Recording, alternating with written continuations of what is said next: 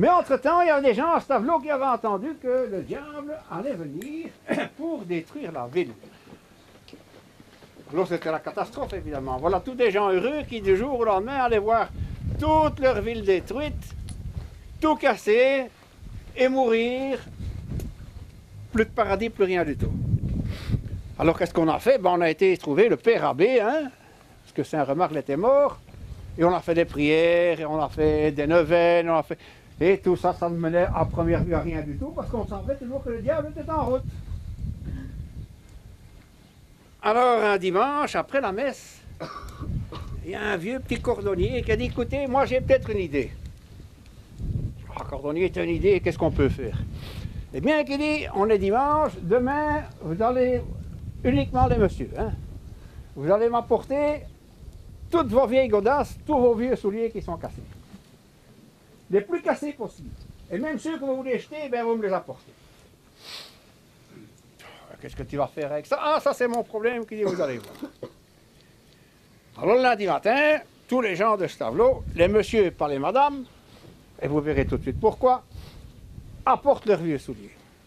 Alors le cordonnier, il prend un sac en jute. Vous savez ce que c'est qu'un sac en jute? Ah, parce qu'avant on mettait les pommes de thé. Vous voyez, les pommes de thé, on met ça dans des sacs maintenant. Ce sont des sacs en plastique, évidemment. Hein. Ah, moi non, j'ai...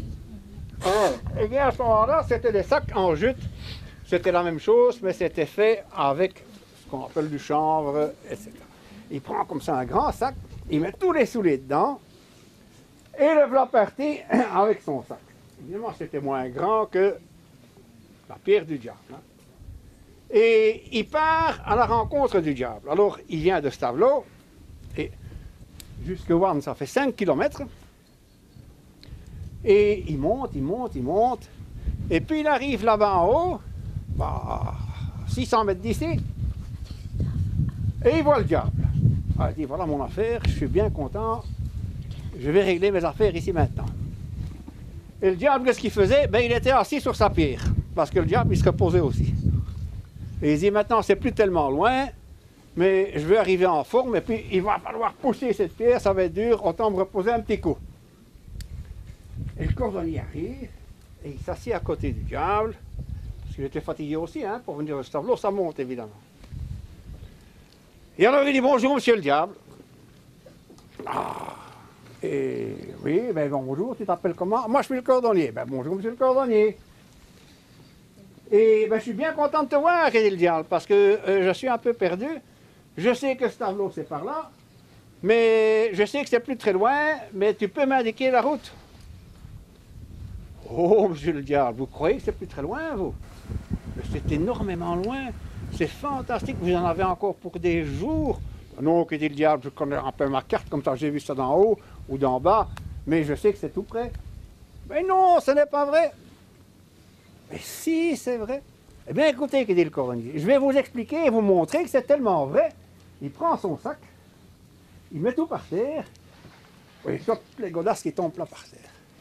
Et alors, que dit le diable? Ben, que dit le cordonnier? Voilà, moi je viens de ce tableau.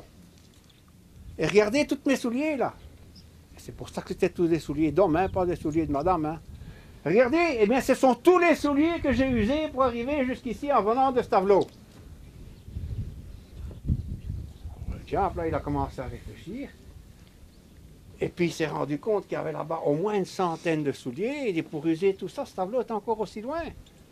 Alors le diable qui était fatigué, il en a eu assez. Il s'est fâché. Il a pris sa pierre, il l'a pris par la chaîne, il l'a balancé, il l'a fait tourner et hop, il l'a balancé dans le bois. Et depuis lors, la pierre est toujours là-bas. Et ceux qui viendront avec moi faire un petit tour, c'est à 10 minutes d'ici, eh bien on va aller voir la pierre. Et vous verrez que la pierre, elle est toujours là. Et alors, évidemment, le cordonnier, lui, il est redescendu sur ce tableau. Et ce tableau n'a jamais été écrasé par la pierre. Et depuis lors, cette pierre, qui est très spéciale, attention, elle n'est pas extraordinaire, mais elle est spéciale en ce sens que dans tout le coin ici, ça n'existe pas. Il n'y a qu'un endroit où il y a cette pierre. Alors, il y a une chose que j'ai oublié de dire, mais c'est important, c'est que quand la pierre est tombée, il y avait toujours sa chaîne en or. Mais assez malheureusement, la pierre est tombée sur la chaîne en or. Alors la chaîne en or, elle est en dessous. Et il y a déjà beaucoup de monde qui a essayé de bouger la pierre pour la voir. Mais il n'y a pas moyen. Alors il y a des bois autour, ce qui fait qu'on ne sait pas faire, il y a des bulldozers, etc. Eh bien la chaîne en or, vous me croyez ou vous ne me croyez pas, elle est toujours en dessous. Ah ben vous voyez, ça c'est l'histoire de la fête du diable. Alors il est vrai que le diable, on y croit ou on n'y croit pas, hein. Mais la légende, c'est ça, c'est que les gens d'ici, des environs, les gens douanes, eh bien quand ils ont vu depuis longtemps cette pierre, c'est quand même un phénomène étonnant. C'est un phénomène assez étonnant dans la région. Eh bien c'est comme ça qu'ils ont construit cette petite histoire qu'on racontait le soir au coin du feu. Parce que quand il n'y avait pas la télé, que faisaient les gens? Toutes les maisons ici, on travaillait à l'économie, hein. C'était des fermes.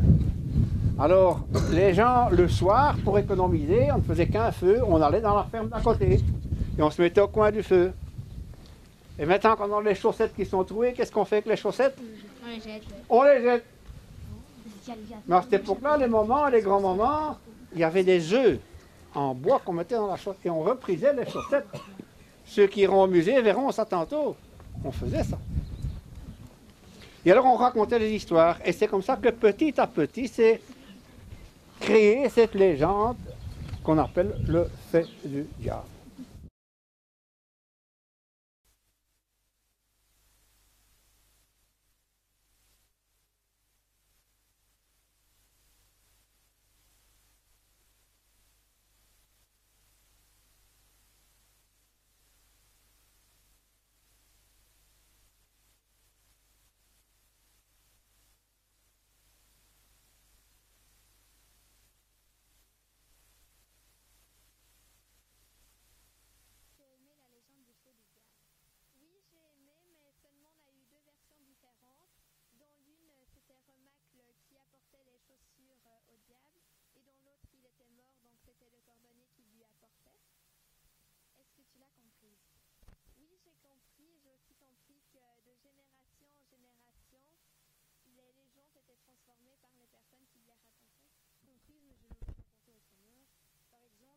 Tromper le diable, j'aurais pris un sac de pneus crevés au lieu de chaussures utilisées.